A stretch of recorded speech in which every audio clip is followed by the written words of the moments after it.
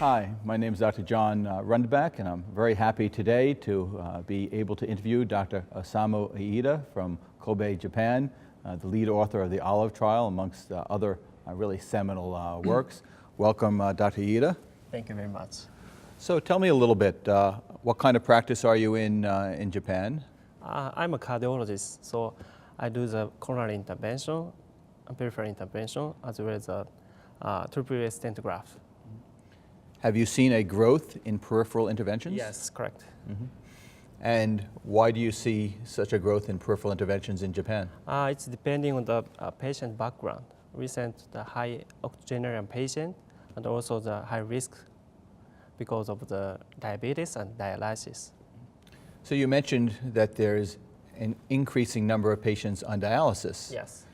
Why is this happening in Japan? What has changed?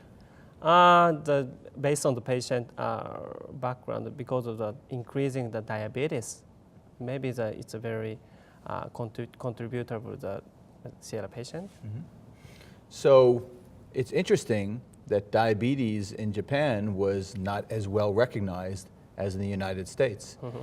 Is the rise in diabetes due to a change in dietary habits or an aging population? Why do you see more diabetes? Aging population. Aging population mostly? Yeah. Mm-hmm. Okay. What percentage of your work is peripheral vascular work? Approximately 80%. Okay. Mm-hmm. And in Japan, do cardiologists do most of the peripheral arterial work as compared to radiologists or surgeons?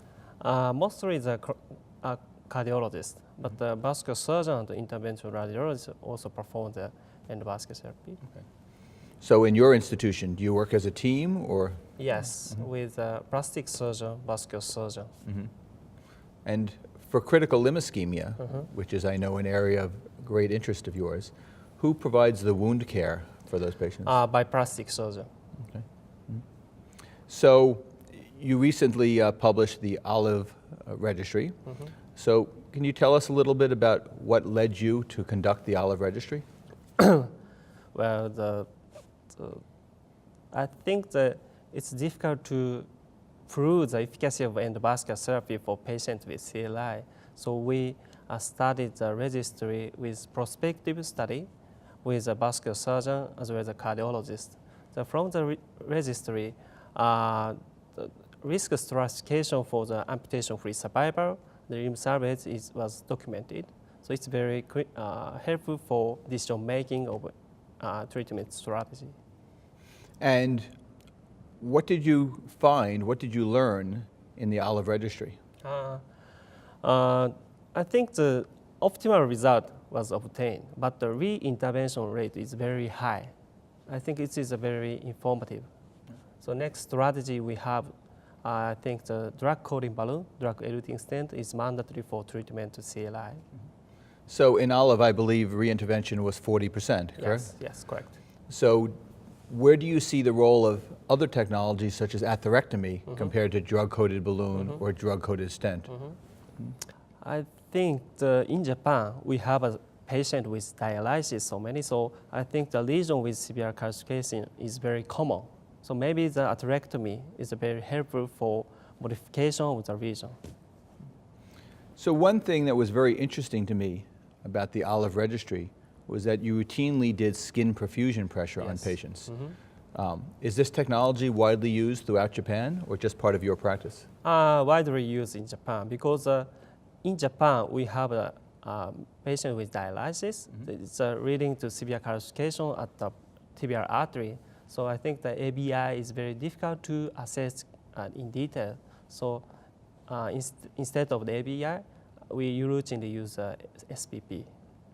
So when you use SPP, mm-hmm. was this done to determine which patients require treatment, or was it done to follow patients to determine if they needed re-intervention? SPP is very helpful. So if the lesion occurred restenosis, SPP will decrease. Mm-hmm. So maybe the SPP is very helpful for not only the decision making of the treatment, but also the recurrence of the patient. So what level of SPP would guide you to do a second procedure on a patient? Under the 40 millimeter surgery with the wound recurrence. Okay. So if you had a wound that was continuing to heal or heal slowly with a diminished SPP, you would follow those patients. Yes. Did you look at the rate of wound healing? How long it took for wounds to heal in Olive? From the Olive registry, about 80% of patients were completely healed within the 1 year. The factor associated with delayed wound healing is dialysis and patient background, BMI less than 18.5. Thin patients? Yes, thin patient. Low nutrition, it means a low nutrition patient. Okay. Right. Was there any impact or did you measure infection in wound healing? Infection influence major adverse limb event. Infection is the one factor associated with the major amputation. But the delayed wound healing, the patient condition, low nutrition is a great impact for delayed wound healing. So I recall reading that the average duration for wound healing was 90 days or something like that. Is that accurate? Yes, average rate is 90 days, yes. And so if you had a patient who you revascularized and they had delayed wound healing, would you re-intervene or was that based purely on perfusion? Re-intervene. You would re-intervene on those patients? Okay.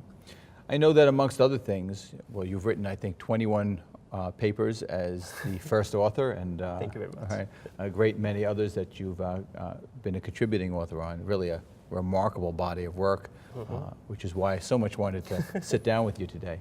But amongst other things, you have a strong interest in popliteal interventions, Yes. which we consider a no-stent zone.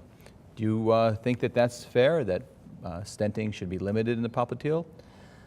In this setting, I think the first generation is very limited to perform the popliteal artery revascularization. So maybe in clinical setting, I initially treated with only angioplasty. If failed, short stent is deployed for popliteal artery. But unfortunately, these patients have a stent fracture leading to the aneurysm. Right. Maybe the next generation stent is mandatory for treating the popliteal artery. What stents do you have available in Japan? In Japan, we have a SMART from Cordis, and Misago from Terumo, and Zilver PTX from Cook. Right. So have you started to use the Zilver PTX more because of the recent Zilver PTX trial data? Yes, correct. Okay. I know that we're both involved, and you in particular are involved in leading the way with efforts with PMDA, which is the Device Evaluation Agency in Japan, to try to bring new technologies into Japan. Can you tell me about that process? And PMDA also needs for randomized controlled trial. If we would like to use atherectomy, the traditional angioplasty versus atherectomy registry is mandatory for approved in PMDA. So what do you think the PMDA will require in terms of an endpoint to evaluate devices? Will it be amputation, or will it be patency, or will it be some other measure? Regarding the device, the SFS stent or atherectomy, I think the primary endpoint is the primary patency assessed by duplex. If the patient with CLI, amputation-free survival is one endpoint for assessing the device. So does the PMDA have considerations regarding the cost of devices and cost economic analysis? Also. I imagine in Japan, very much like in the United States, we're very conscious about the cost of new technologies. Does this limit, or will this limit, the availability of devices in Japan? I think it's very limited, so because of the cost. Also, the insurance is very different from US and Japan. Maybe it's the point to assess the strategy for the new devices. So if you had unlimited resources and could put together the next trial for patients with PAD, what do you think we still need to study? What lessons do we still need to learn? I think the drug coating balloon for CLI registry is mandatory for mandatory, I think. Do you believe the idea that drug-coated balloons may be more effective if you debulk first with atherectomy or other technology? So in clinical setting, if we perform the angioplasty for tibial artery, with stenosis rate at 3 months around 70%. It's very limited to treat the CLI patient. I think the risk stenosis impacts the patient consequence. So maybe the drug-coating balloon is helpful for treatment of the CLI patient. But if cost was not a concern, Yes. would you do atherectomy and drug-coated balloon? But in Japanese situation, region with severe calcification is very common. So atherectomy is drug-coating balloon is the best treatment, but cost is very limited. Sure.